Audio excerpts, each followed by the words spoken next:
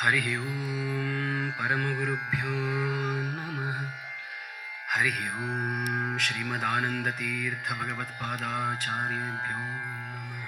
ನಮ್ಮ ಹರಿದಾಸರ ಸಂಪತ್ತು, ಅದರ ಒಂದು ಇಂಪು, ಅದರ ಸೊಬಗನ್ನ, ಕಂಪನ ಅದನ್ನು ಹಬ್ಬಿದ್ದಾರೆ.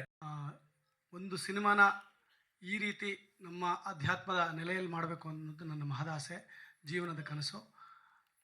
1 ವರ್ಷಗಳ ಕಳೆದ ನವೆಂಬರ್ನಲ್ಲಿ ಶುರುವಾಗಿದ್ದ ಈ ಯಾನ 1 ವರ್ಷದ ಪ್ರಸವ ವೇದನೆ, ಆದರೆ ಸುಖಮಯವಾದ ಪ್ರಸವ ವೇದನೆ ಅಂತ ಹೇಳ್ಬೋದು.